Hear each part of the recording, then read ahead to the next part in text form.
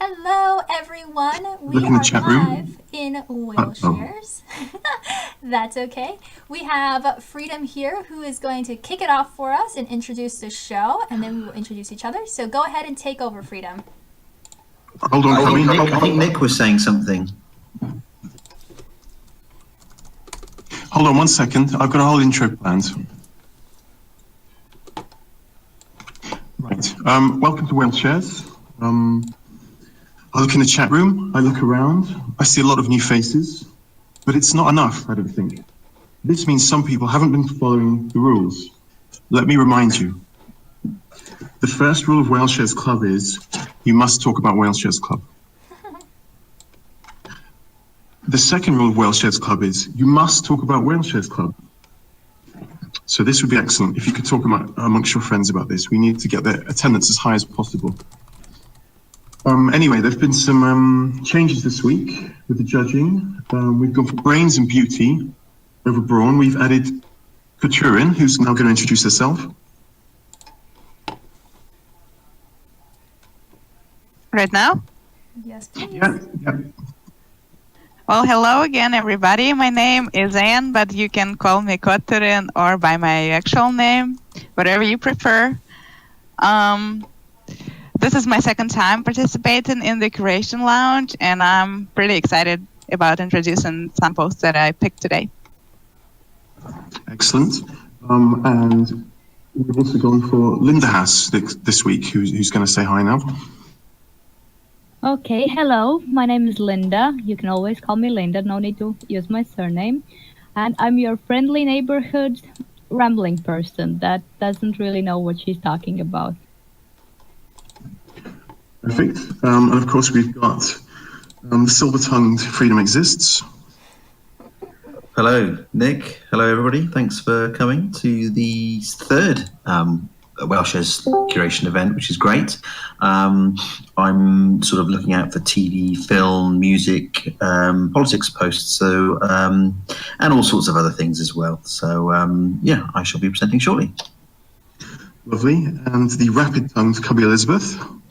Hello again, friends. Yes, it is I, Cubby Elizabeth, who will also be recording the show. It will be available to you after we are finished recording here. Glad to have all our new members. It's a pleasure to meet you, and I'm excited to read your post.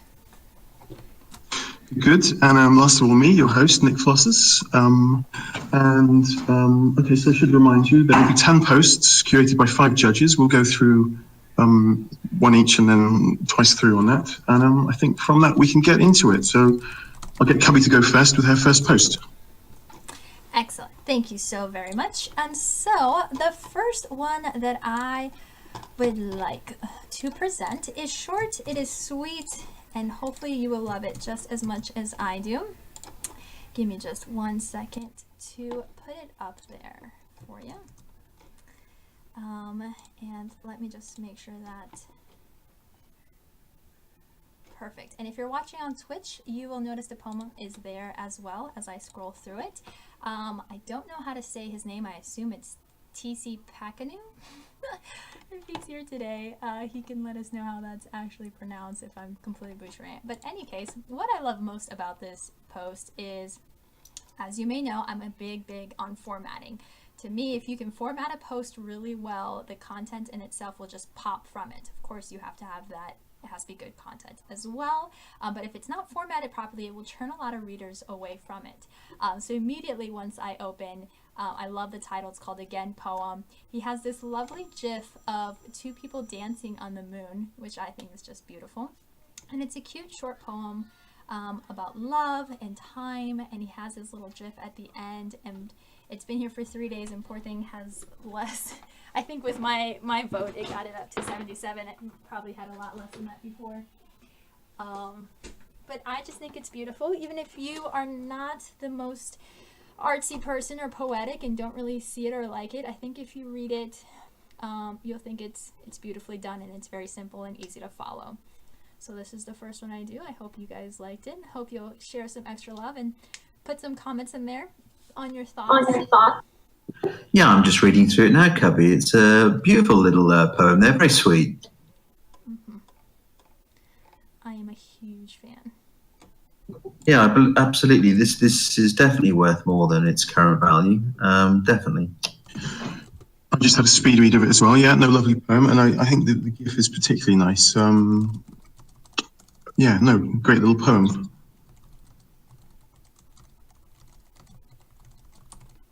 I like the part that says, "I'll be there for you." Yeah. It has a lot of really good one-liners for sure.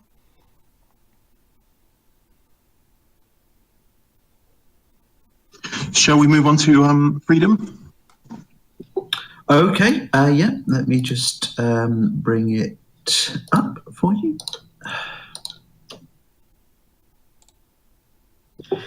Just to remind everybody, I hope you are getting the right text feed. We're in the Curation Lounge, so hopefully people are getting these. Okay, there it is.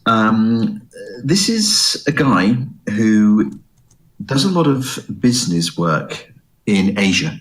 He's British, but he does a lot of traveling in Asia via plane.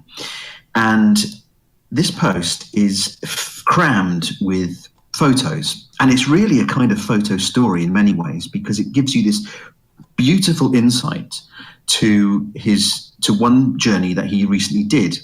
Now, he used all his air miles to upgrade to business class because he wanted to just to find out what that was like, you know, what that experience would entail. And he had enough. He just had enough air miles to upgrade to business class. So he thought he'd give it a go. And you know, the post is filled with the imagery to give us that raw insight.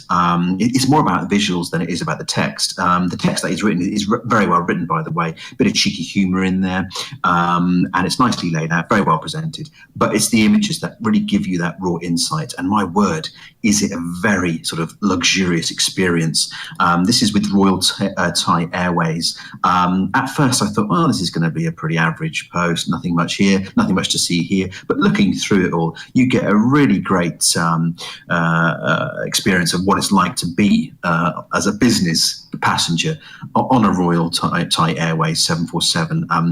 I've never flown business class. I don't know if anybody has, but if you want to know what it's like with Royal Thai Airways, you certainly get an idea here. So I mean, the food looks stunning. It speaks of prestige. You know, it's very luxurious, and he got it free. You know, air miles. Why not? I know, why not? You know, so he's had a great experience there, and it's definitely worth more than 5 cents. This post, so I'm more than happy to present it as my first post. I love that there are purple chairs. I personally am a huge fan of pink, and purple comes so close second. And so the fact that everything is one or the other is beautiful. And the food looks amazing. Have you seen the butter with the engraving in? Oh, is that butter? I was wondering what that was. I thought it was soap.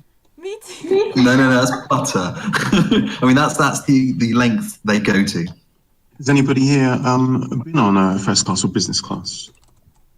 I've flown in a business class section once. Oh, and how come? It was strange. I had a usual economy ticket, and I checked in online, and then I was bored, and they said that I have my seat changed, and I was placed in business class. I was flying with Lufthansa at the time. It was pretty cool. You charmed them. I guess so, but the food was way better, and all of the like plates and cups, they were actually made of glass, and they would bring you wine in actual wine glasses. It was cool. Sounds lovely. Curation, which I think is a far cooler name than Anne, so I'm going to call you that. Would you like to do your next post? Me? Yes, yeah. Oh, and it's a brand new user who just joined in June.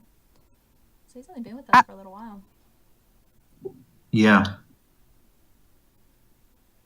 I thought that Freedom had to represent 2 posts today. No. What we're doing is, well, are you ready to go? I can jump ahead if you want. We'll all go through one each, and then we'll cycle through a second time and do another one each. Okay, gotcha. I can go ahead and get the post for you guys. Perfect.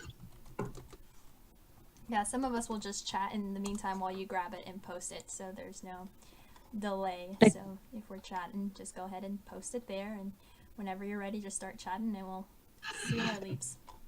Our lips. The Cubby. color scheme on those photos makes it just connect like the purple.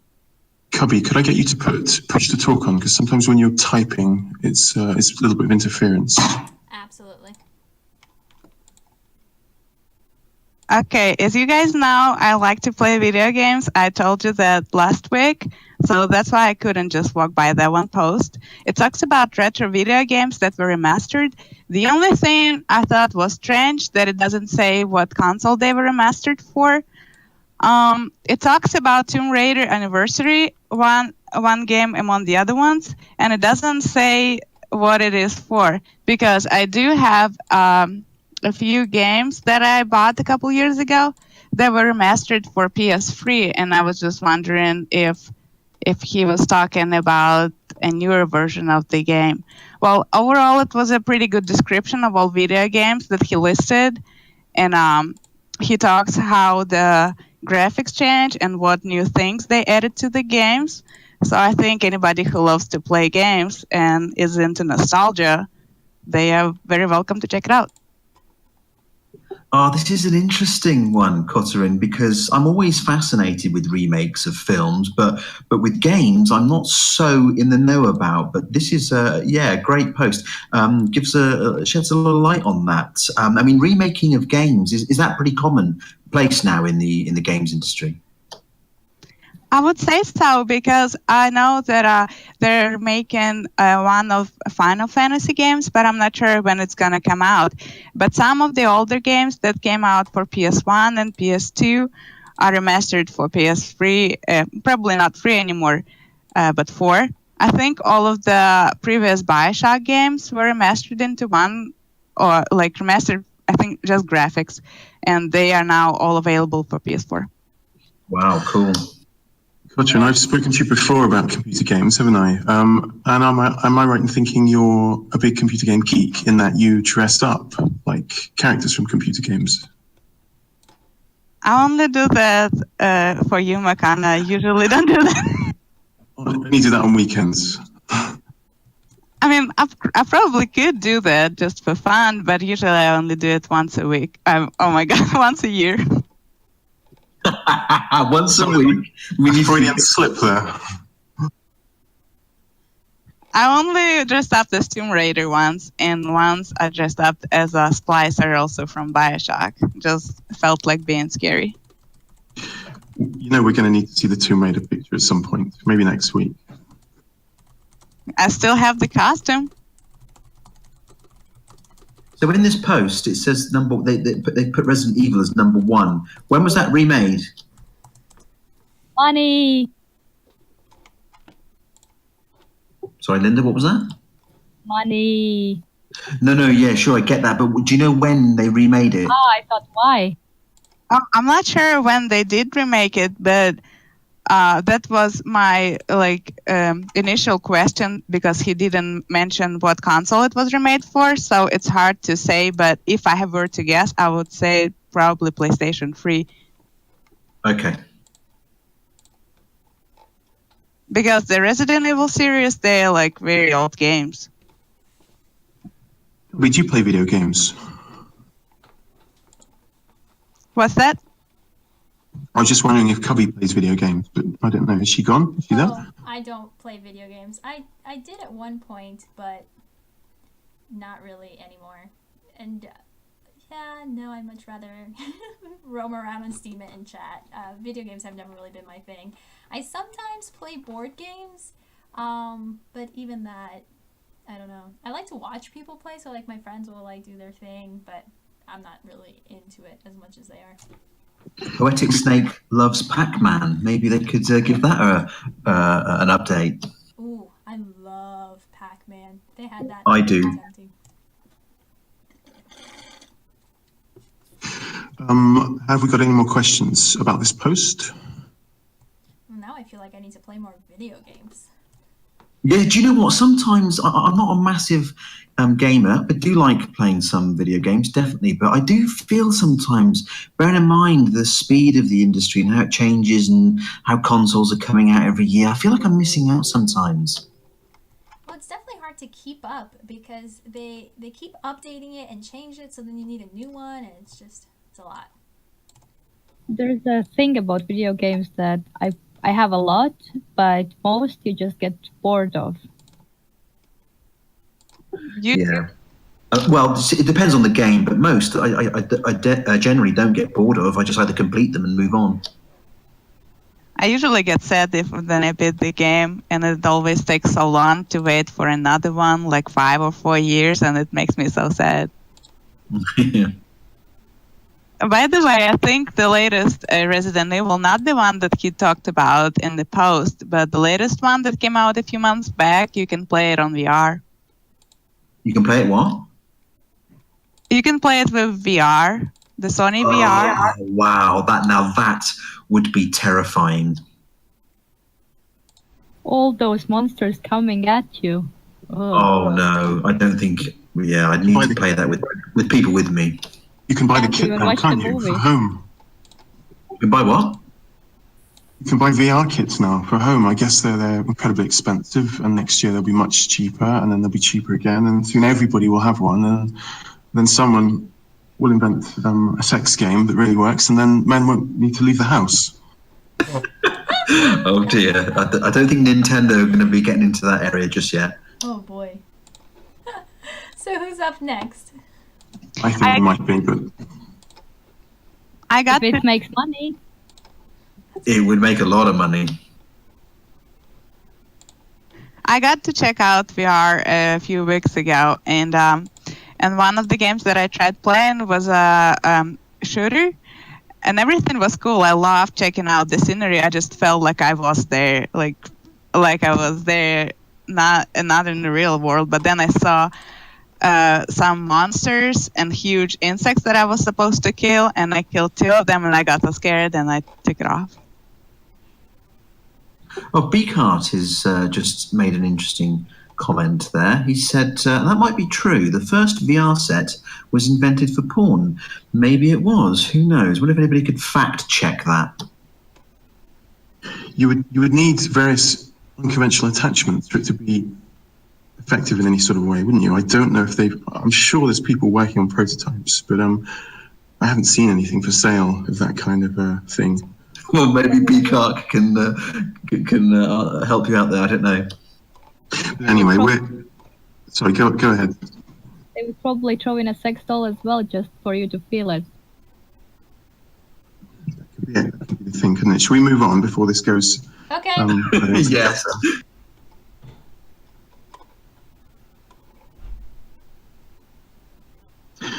Right. This is a post I've selected. Now, I have to apologise. When I selected it, it was on about $3 or $4. Obviously, I'm so good at picking great posts that it's now gone up quite high, but I still think it deserves some Whaleshares because it's an absolutely brilliant post by someone who's got a very low reputation. It's a post about a tricky subject, semantics, and also about a tricky philosopher, Wittgenstein. Yet it manages to go into this complicated subject without ever leaving you confused. Well, not in a verbal way anyway. It explains everything very clearly, but you do get into some sort of baffling mental concepts. The crux of the post is that humans rely on language, on shared words, to transmit thoughts between each other's minds, and there's no guarantee that when you say a word and someone else says a word, you mean the same thing. And he gives the example of pain. Pain can mean different things to different people, and there's no way for us to check exactly what someone thinks pain is. Another example would be colors. You can't tell how someone else sees blue.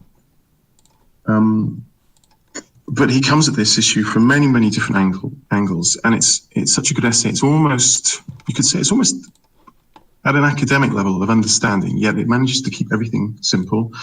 I really enjoyed it, and I thoroughly recommend it. Oh, one extra thing that he got into at the end, which was on a slight tangent. He talks about how the way to get around this confusion, science tends to use the concept of boxes. It puts everything in a box to understand it. And this has limitations. And he talks about how art doesn't do that. It approaches a problem from as many different angles as it can. And that is something that gives a better perspective. So he's sort of championing art here over science. Sorry, Nick, have you finished? Yes, sorry, yes, yeah. Yeah, I'm just reading through it. This is a very deep post, very well thought out. He seems like a very interesting guy, this. It's all about communication, how we communicate with each other, what messages we're sending to each other, how we get on with each other as human beings. I'd love to know more about his philosophy, but yeah, this is a fascinating post. He's got to be a philosopher himself. He may well have studied it undergraduate or something. He might teach it, I don't know, but it was written at a level that I thought, yeah, no, this guy knows his stuff. But yeah, he did that very rare thing, which is to make it clear, easy to read. You could give it to a 13-year-old and they would understand it, I'm sure of it, or someone whose English wasn't great. So yeah, I think a brilliant post. It is. It's very well written. It's easy to understand. Nice, manageable piece, definitely.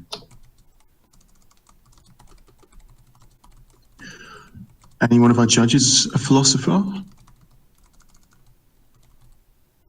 I'd like to think so, but I'll leave that for others to decide. I am sometimes when I've had a few drinks, generally not though. I only have one philosophy, and that is just trying to improve what we have around us. We're all philosophers, really, aren't we? In some suppose shape so. or form. In some shape or form, I'm sure we all are. But I guess some philosophy is more valuable, more meaningful than others, maybe, probably. Well, when I was little, my dream was to become a philosopher. Then I grew up where my work would be just sit around in the garden and talk to people. That would be Did you fun. have a name for that philosophy? Cherry garden vision. That's pretty good. That's pretty good. I like the sound of that. I might follow that philosophy, in fact. What's the essence of that philosophy then? I guess you would just talk about things that you think are important. That was just like my childish thing. I like it. Should we move on to Linda's first post? Now, I must point out that Linda and Curation both had limited time for their posts, so they've done brilliantly to even have any ready. But are you ready with yours yet, Linda? Yeah, kind of. Perfect. Off you go when you're ready. I love him. I will go through a little bit of backstory why I was so drawn to it. I was just going through all the posts because I only had 2 hours to do it, and I was just clicking everything one after another and closing so many because they either had already high payouts or they were already taken by Nick. Thank you, Nick. So this one is because I chose it because there's one thing that's very important for me in life, and it's compassion and building humanity that cares for each other, and this is exactly about it. So basically, it spoke to me in a way that's what I would want everybody to do, help an animal on the road, because we know that not everybody do this. People like to leave roadkills behind them, but if we even can't help an animal, we won't help a human, because there are studies that prove that people have more compassion for dogs than they have for fellow humans. So that was what spoke to me that way. And what else? I made notes, but they are a little bit frantical, so I'll just take a little bit of a second. I bet that the first thing you saw there was his lovely face, and as Freedom said, and as I think as well, it's very easy to fall in love with him, isn't it? The slot? It is. It's very easy to fall in love with him. Yeah, it's a post about you fall in love with my slot. It's almost like my face. You fall in love with him just like you fall in love with me. No.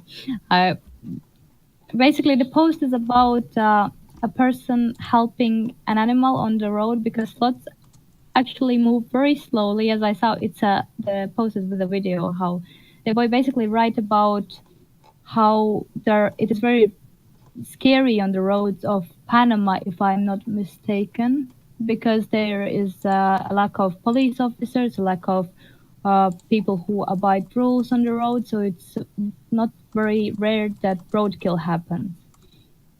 And he went into facts as well, like say some educational stuff, like saying that there are 3 different kinds of slots living in Panama. So it's not only about good deed been done, but it's also about a little bit for you to understand how it works, where he comes from, the author. So I think it's kind of a double threat. Instead of just saying, I help this animal, but he also puts in an effort to tell about the circumstances of what situation the people are in, and that kind of stuff. Well, I'm relieved to see that in the post he survived and he was saved, so that's great. Yeah, but when you watch the video, it's so painfully slow how the sloth moves. It's so painfully slow, and imagine it's like it reminds me of snails when they go over the street. Just snails are so much smaller and you don't notice them, but this is a huge animal, and still he wrote in the post that people go 100 kilometers per hour and some people don't really care and they wouldn't stop for the animal. Where is their natural habitat, Linda? Sloths? Yeah. I'm not a sloth expert, but I'm pretty sure the branches of some woods. But this is happening in Panama. Was it? Yes, it is. Yeah. It is in Panama. That's what I didn't put down in my notes, but yeah, this is in Panama, and I'm guessing they cross the roads because of the forest that they connect, because I saw in the video that it was rich with trees, and I'm guessing that they need trees because they cannot move fast without something to grab on. Yeah. They've missed something very obvious here, which was the administration of several cups of very strong coffee. That's probably what most sloths need, isn't it? Just some caffeine. Yes, that'll do the job. Coffee solves everything. If you make like a double strength cafetiere and poured it, like let it cool down, poured it down his throat, he'd probably go normal speed.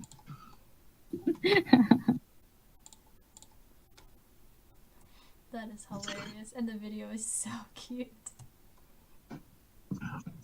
I think that takes us to halfway through now. Yes, we've all done one post each. I should at this point remind you that if you're here, you do qualify for free Whaleshares from the very generous Acrid. So what you will need to do is send me your open ledger address, and I will pass it on to Acrid, and he will send you 5 free Whaleshares. Anyway, I think any questions about how to make an open ledger account, because I know it can be tricky, tell me and I'll go through it with you afterwards. Anyway, if we cycle back to Cubby. Cubby, you there with your second post? I am here, and let me pull it up. Hang on just a smidge. Talk amongst yourselves. Can we talk about you? Oh, always. My favorite topic. I thought it might be. I saw a picture of Cubby the other day in a post, and she looked very different to what I expected. I thought someone with a bob and glasses, but no. Yeah, it's interesting. I'd be interested to hear what other people thought Cubby looked like. I'm like a You need to make a post about that, Nick.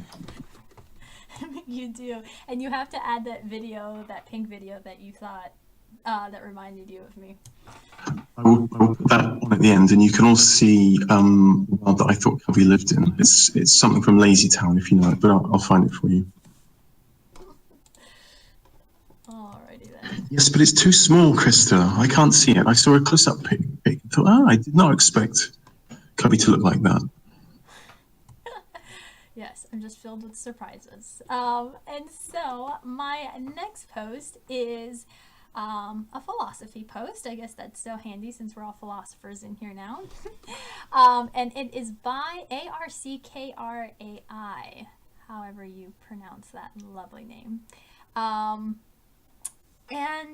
of course, as you all know, huge on formatting. So of course, if you scroll through the post, it is very well done, with excellent pictures.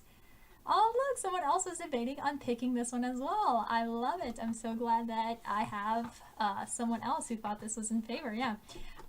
It's so funny because throughout the week I'll look and I'll pick my favorites, and then right before the show I'll take one more glimpse, and this is one of the ones that I just recently saw, and I thought it was phenomenal.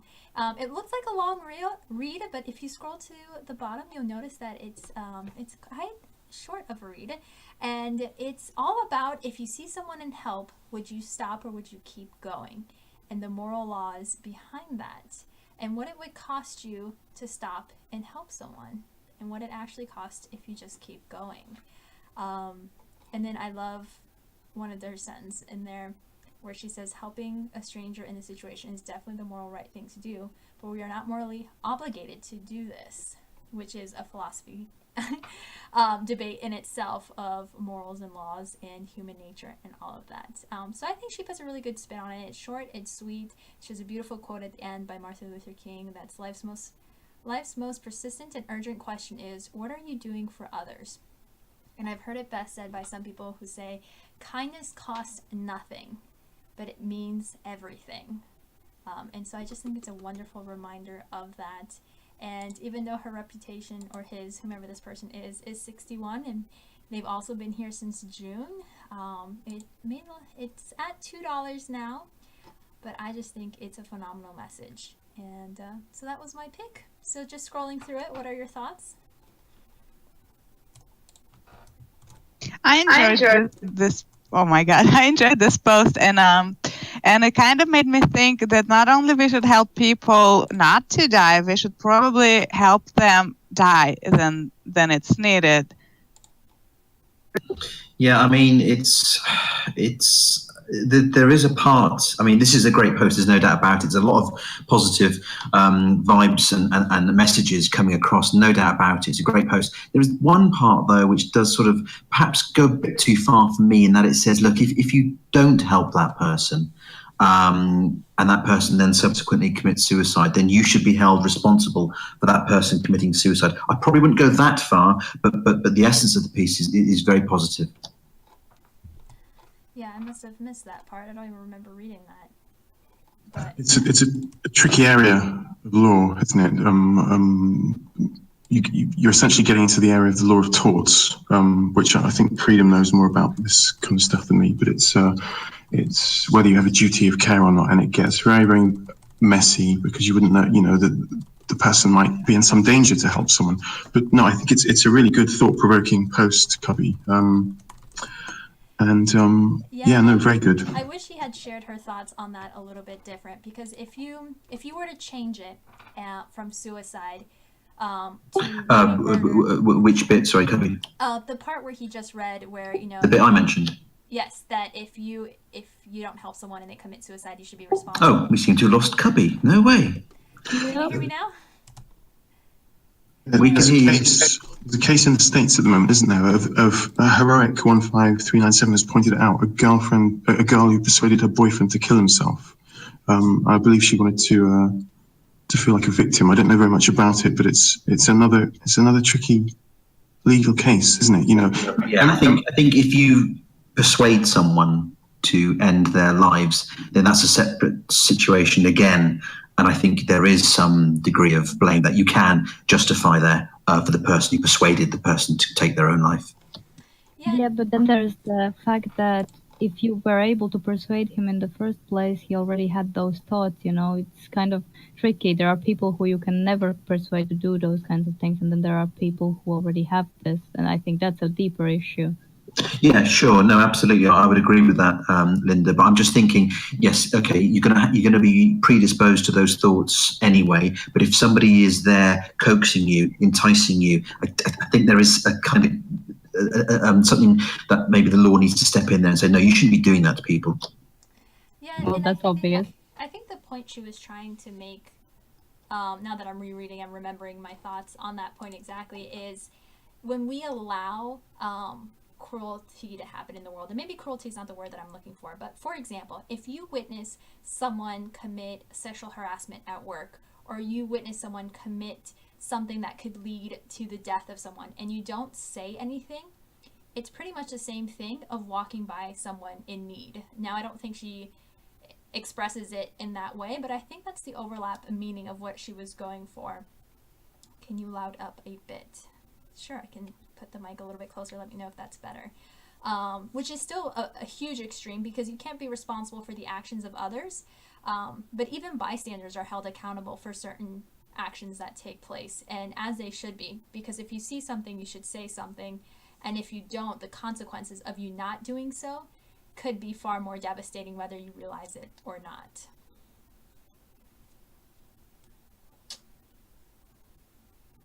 It's a tricky one, isn't it? All these moral issues are tricky. I think it leaves a deep mark on your consciousness if you let something happen.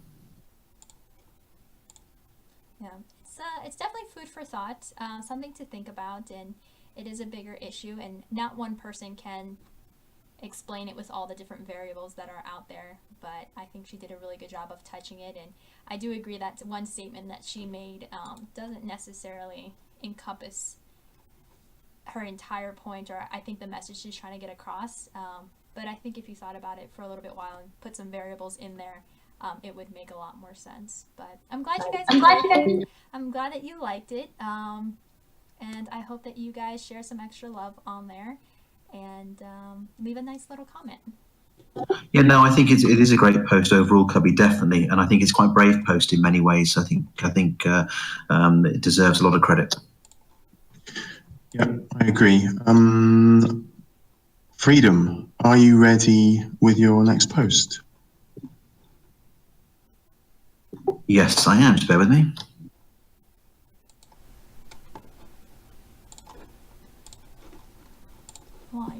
Okay, so this is a post by a gentleman called Beak Art, and it's basically a very illustrative piece. He's doing a lot of digital artwork, and in the piece, he's given us a very interesting image there that he spent a day working on, and he's contrasted it with an image that he did a few years back, and he's trying to sort of self-assess. You know, he's seeing how he's developing as an artist. The artwork itself is very good, very impressive. But what's great about this post is that at the bottom there is a video, and it's, you know, he's been quite generous here. He's sharing how he's doing all these things. He's sharing the skills required and what you need to do. And there's a digital painting tutorial right at the bottom. Now, this isn't just any like 2-3 minute video. This is quite a lengthy, in terms of tutorial, it's a good nine-ish minutes, and goes to great lengths in trying to tell people and help people really how you can go about using digital art to your advantage. And I mean, in my day at school, we didn't kind of have these tools. We had a certain level of computer software that we could access, but these days you've got some amazing applications and software that you can really help to bring out the artist in you. And that video at the end is a fantastic video, very, very helpful, very insightful. And it's nice that he's taken the effort to do that. Very generous of him. So yeah, it's a great piece. One thing he doesn't say, unless I've missed it, he's here tonight. And I don't know whether he can just put in the chat. What is the application or the software that you use, Beakart, for that? Because unless I've missed it, as I say, I think people might be interested. But anyway, great post. Definitely worth more than $2, so get voting on it. Thank you. Cuts here, so we can't let you talk yet because this is we're the only ones who are important enough to talk. But anything you'd like to say about the post? Who are you asking, Nick? Sorry. Cuts. Because we don't always get, often we get someone in here, but we don't always get someone. So any feedback on what Freedom just said? Do you feel flattered? Sorry, guys. He paints in Photoshop using Wacom tablet. That's what's in the chat. Oh, okay. So that's useful because some people, as I say, might be interested to know what he uses. So it's Photoshop and he uses a tablet. Wow. I mean, to create that sort of art on a tablet using Photoshop, I mean, that's very impressive. Art applications and software has come a long way. Do you always paint fantasy subjects? You can't. It's now important enough to speak. You've been demuted. We can. All right. Good evening, guys. You are the first. This is a privileged thing. You are the first Steamian who's ever been allowed to speak on in Whaleshare's club until before the end of it. Feel honoured. I'm super honored. Yeah, thank you. Wild ovation. Well, yeah, I painted in Photoshop using a tablet. So pretty much just like drawing, like with a pencil or painting. But it just simulates pen pressure and stuff, so you can actually like paint. So it's not, I mean, it's done digitally, but you can I can sort of paint like this on a canvas with oils as well if I wanted to. And that image that we see on the cover image there, did it take you a whole day, you say, to come up with that, to create that? About 3 hours or something. Like the big advantage, of course, is doing it digitally is that you don't have to wait for it to dry up. So, like if you do this with oil, you'd probably be painting, I don't know, a few weeks because you have to wait every time before you can go over with a new layer. And with Photoshop, you can just press new layer and you can continue. Yeah, so that's a fascinating point to make actually, because yeah, absolutely. If you wanted to paint this as an oil painting, it would take you so much longer, undoubtedly.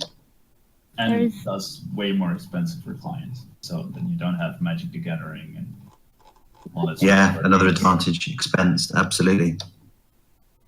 This reminds me of a blockchain game called Spells of Genesis. They have a card game where they paint very similarly like this. What's it called? Sorry, is it a blockchain game? Yep, it's Spells of Genesis. At least it's powered by it. Bit crystal, something like that's connected to it. It was something I found a long time ago. Do you always paint fantasy? Because this looks like a sort of dark occult. You said occultist. I mean, are you like Dungeons and Dragons influence, that kind of thing, or just fantasy generally? Or yeah, you sort of roll into it, I guess. I started off. I actually made an introduction post like a week ago or something, or not, like a redoing of my introduction post and sort of. I will have a look. I'm interested. How I went, but yeah, when like one of my first clients was for World of Warcraft. So as soon as you do that, then you always get asked to do that kind of artwork. So you kind of roll into it, and then like the same type of clients keep coming, and it's also like what I enjoy painting the most and designing the most. So. Brilliant. Okay, thank you for that. Nice to hear your voice in here. Who's next? I think we've got Curation next with her second post.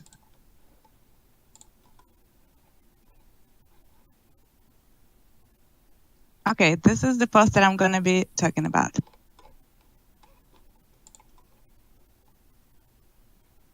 This one is about surveillance. Even though it already got a decent payout, I still decided to pick it because I think it is an important topic these days. The guy or the girl, they talk about, this person again. This person tries to compare the surveillance of these days with the famous book by George Orwell, 1984. Then he takes us to the past and talks about how people used to spy on each other during the Second World War. And overall, I think it is important to talk about it because these days there are so many devices that are spying on you. I know it might sound a little bit of paranoia, but anyways, devices like Google Home or Alexa, all these Amazon devices like quietly monitoring everything at your house and learning about your habits, I think this is kind of scary. Yeah, it is a good post, and you're right. Things like Alexa, Google Alexa, I'm very, very cautious and suspicious of. I don't think I'll ever go for that in my own home, actually. I mean, I'm even more suspicious of smartphones these days, so I don't think I'd ever go as far as to have Alexa in my home. Crid has just mentioned something. Even your cell phone always has an open mic. This is true. Even before 9/11, the governments in the Western world insisted that mobile phones have the ability to turn the mic on remotely, even if the phone is turned off. They've got the ability to turn a mic on and listen to you. And that is why often in business meetings and things, people will insist that phones have batteries removed. And I'm sure there's some that have even got like secondary batteries in there that, you know, for that kind of purpose. So for me, it's less upsetting that it would happen, and what's more upsetting is the intention behind it. Why governments, why big business is so desperate to peer into what everybody's doing. Yeah, I mean, Sostrin says that John McAfee doesn't even use Wi-Fi. I mean, that's how security conscious he is, or distrustful, should I say, of government, big business that he is. I mean, there's some great things to technology, as we know, but there's also this thing about privacy and security and what the government and big corporations are up to. And I don't trust a lot of people. No, go ahead. The thing is, I have experience with my mother's husband. He got sued and they could turn up all the conversations he had on the phone. So basically, you know, everything you say on the phone is recorded and stored someplace. Yeah, and I mean, as I said, I'm very cautious of using smartphones. I was very tempted to even go back because they recently launched the Nokia, the old one. And I don't know whether the government can hack that one. I suppose anything can be hacked, but you need to do a lot of work for that one. But with the way smartphones are at the moment, I'm very worried actually about how much information can be collected just from talking to people, just from using your smartphone. On a positive note, a post like this, it's now seen as very credible. People, whether you agree with the message or not, that spying is upsetting, but nobody disagrees that it's happening. But before Edward Snowden, I remember if you mentioned that the government was, you know, surveilling everything, and the American government as well, and they listened to all phone calls and recorded everything, people would think you wore a tinfoil hat and were a nutter. And then it was Snowden who came out and said, no, every single thing that goes on an electronic device which isn't encrypted will be somewhere on data. So they must know tremendous amounts about us, which it's upsetting, I think. It's funny how people don't believe anything unless they see it. You know, it's kind of obvious, but unless you're gonna have a proof that it's gonna be ironclad, then there's nobody who's gonna believe you. And already, like, if you think about it, everything we talk about on social media and everything we look for on Google, it's all stored somewhere, like on some unknown servers, and people can do whatever they want with this information. I mean, you get targeted by commercials according to what you search for. That's already, you know, somebody automatically, when you visit the page, somebody knows it. Yeah, they do. They sell your info to each other and make a lot of money.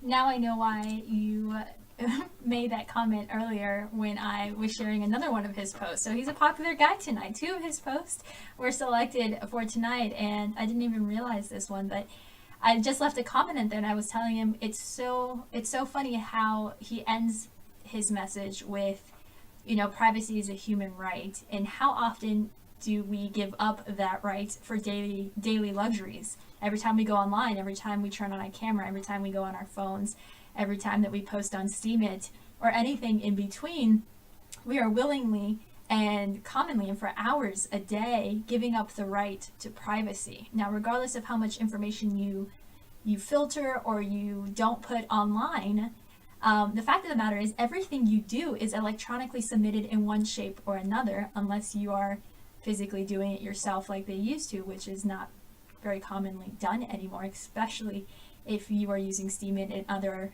cryptocurrencies. So everything can be tracked, everything can be brought back to you. And I think that the government should have a more open door policy on exactly what they're tracking for it. But a lot of us already know, and many people who are active on different social medias and social platforms realize that you can put your GPS on to track where you're going, to record where you are, and to document it, and they pay attention to all of that. And you can, disable tracking and data collection, you can, but it doesn't mean that it isn't happening in another shape or form on there. How much control over the features you build are actually doing what you tell it to do.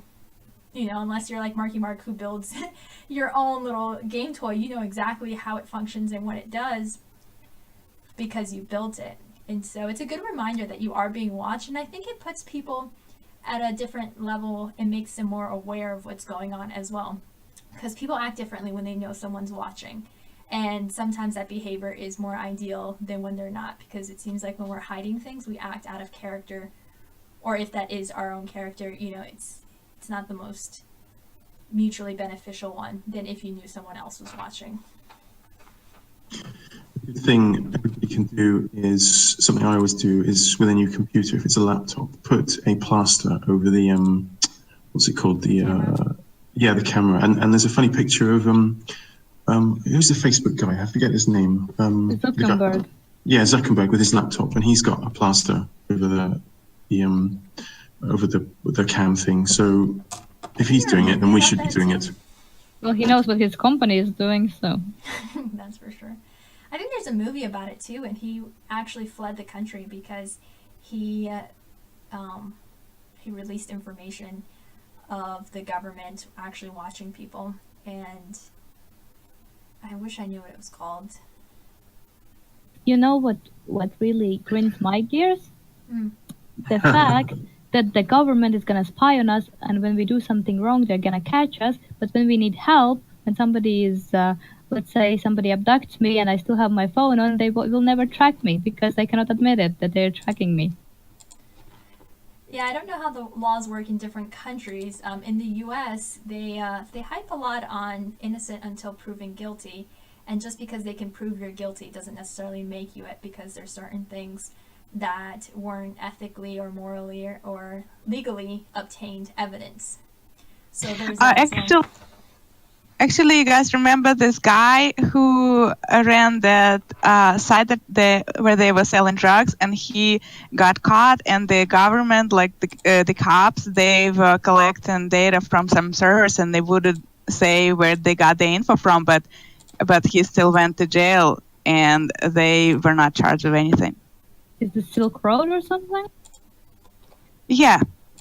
That might be the Dread Pirate Robert chap or something, wasn't it? The one who's selling stuff on Silk Road or something like that. Anyway, but I think we should move on because we're all going to get down, fed up, and depressed. So I'm going to come in with a post that's absolutely beautiful. 1 second.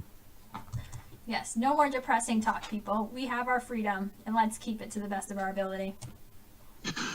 So here, now I know for a fact that this is a good post because people wanted to take this post off me and see if they could do it. Well, no, I was very stubborn and I held on to it myself. And I think it's probably the most undervalued post I've ever seen on Steemit. Freedom is laughing, but more than one person wanted it off me, but no, I kept it myself. Anyway, just to say that I wanted it off you, just to explain that. That's why I'm laughing.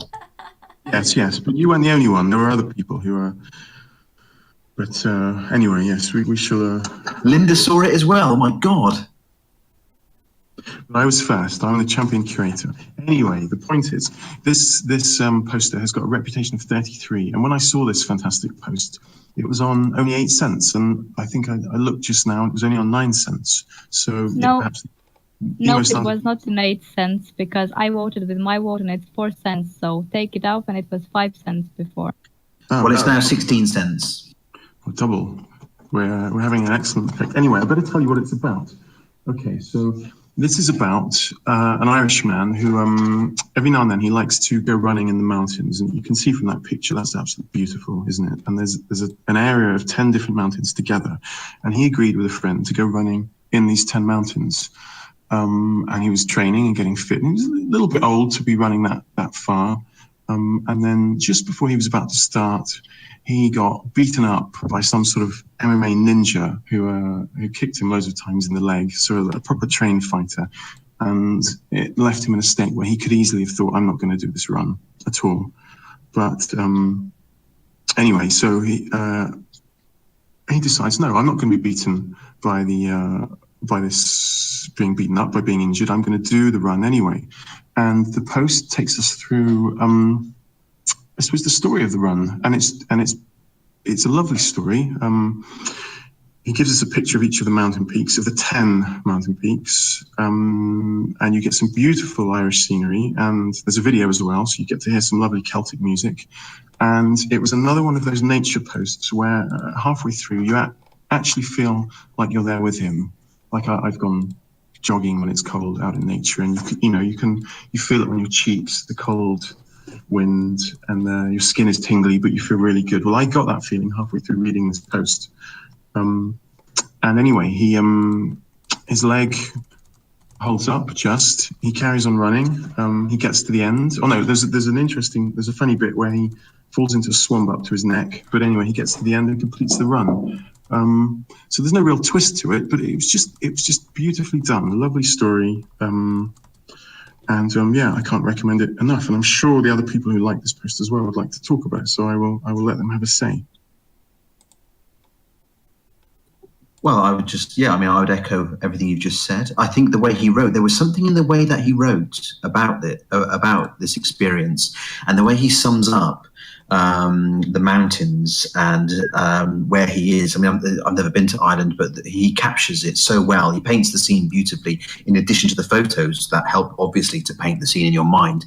The way he wrote it, there was something really, really quite beautiful about it. And in actual fact, I said to myself, right, when I come to present this, because I thought I would be, I hadn't realised you had done it yourself. You'd put the message on his post, claiming it. So I thought, what I'm going to do is I'm going to just read. There was one beautiful paragraph in it, and I was going to read that out. Shall I do that now? You can read it now. Yes, yeah. I would just say the quality. I thought that you're talking about. I would sum it up as it had a spiritual quality. The whole post, I thought. Yeah, I think so. I think, I would go along with that. I mean, it's just one paragraph. He says, I find the mountains call me back to them. They become more seductive and alluring. They have got into my heart and soul, you see. I have ran the mountains in all sorts of weather, when the winds have been gale force and the rain lashing down, when the hailstones cut into your face. I have ran for my life in an unexpected snow blizzard, experiencing total whiteout. I have witnessed beautiful dawns and glorious sunsets. You see, it is the sheer effort it takes to get there. And then when you do, and you're standing there, and you see the outstanding artwork in nature, something happens, it changes you. And that finishes his paragraph. But such a really, really nice, beautiful written paragraph. That was beautiful, and beautifully read as well. Lovely. Thank you. Linda, what did you think of it? Tell us your perspective. I was going through it, and what captured me is that you can feel the willpower of him, the willpower of a person who knows what he wants. Yes, no, I know what you mean. Well, it doesn't. I can't remember if he says how long it is, but 10 mountains, it's got to be fairly spaced out. So it's a hefty run, I think. And it's so far along that they had to stash water somewhere beforehand to drink rather than carry their own. So, yeah, really like an epic run. Yeah, I mean, doing what he does, you've got to be fit to do that. That's not an easy run by any means. They have this concept called fell running, don't they? He might well be a fell runner then. People who do like 60 or 80 miles up in the hills. Maybe he's one of those.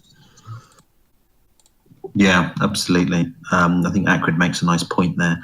It's kind of a metaphor for life. When you are committed to doing what it takes, no matter the circumstance, you see all the beauty for what it really is when you've achieved your dreams. And that's very true. Once you've achieved something, obviously, wherever you are, whatever you've done, it becomes more meaningful, it becomes more beautiful. We're getting all poetic now, aren't we? Yeah, we're getting quite deep, aren't we?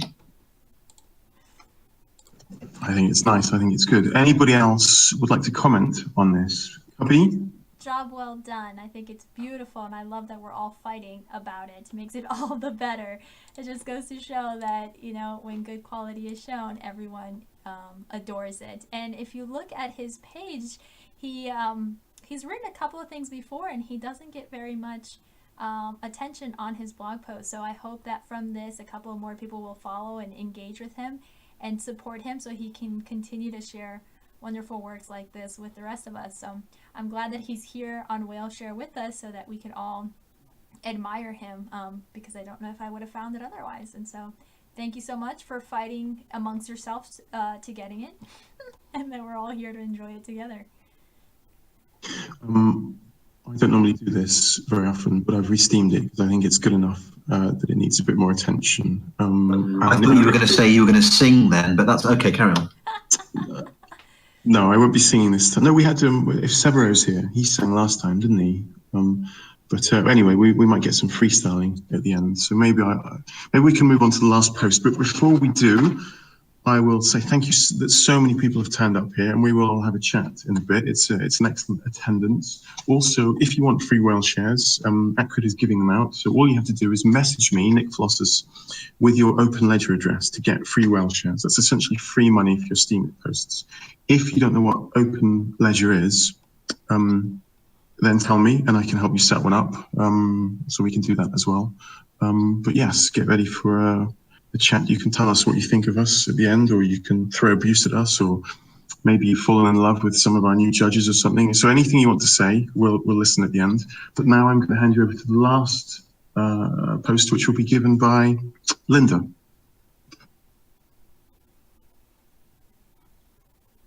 Here and ready. Okay, this one is something that Nick helped me find because, you know, the short time and all. And it's the first thing that I noticed was that it says it is a very long post and it is full of information. But then the first thing that I read and what stayed in me is statistics. The post is about social protection and poverty in Philippines, how they deal with it and programs around it. And the thing is, the first paragraph says, in 2012, a survey showed that 22.3% families are low-income families in Philippines, which means that's 1/4 of all the citizens. Imagine that, and that was something that that's something that really moves you when you think about this. It's a long post, isn't it, Linda? A lot of information in there. A lot of information. It touches upon a lot of things about history, on welfare and education, about how Philippines went through American hands and then they got their own government. It basically is very informative, and this is a post where you can learn a lot in a couple of minutes about a country. If you didn't know anything about the Philippines and you read this post, you would know a hell of a lot about the Philippines after. Exactly, that's the thing. It not only touches on the welfare, but it gives you an overall understanding, you know. And when you read such things like 22% of whole population is poor, I mean, that's mind-blowing. So what else?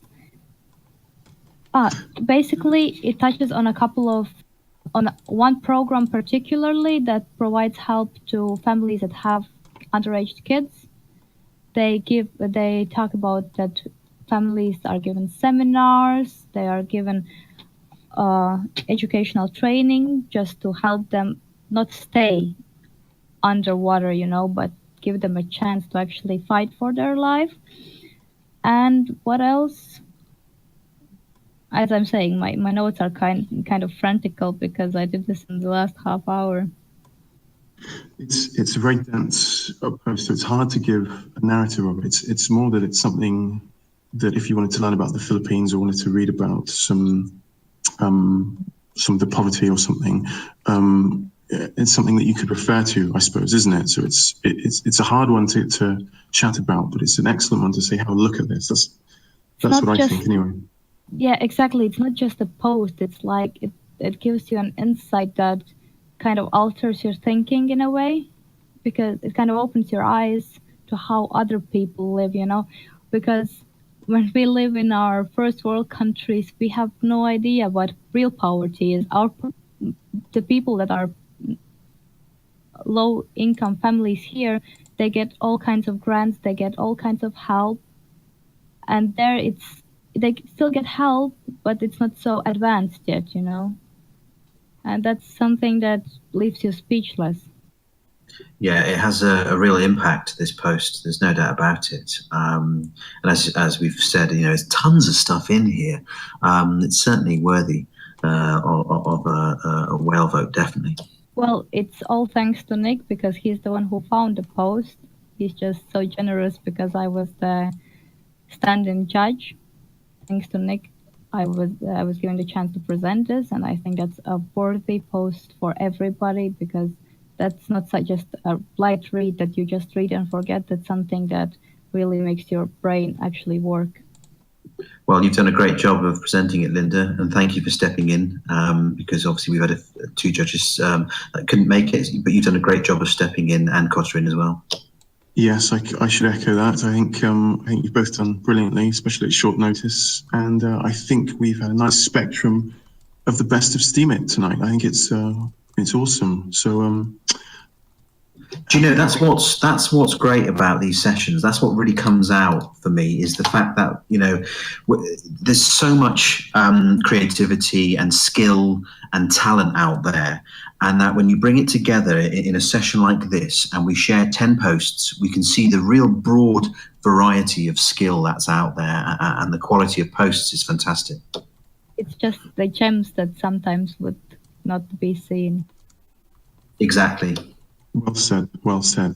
Hey, that might be us done then. So, if anyone else has got anything more to say, excellent. But let me just say this first.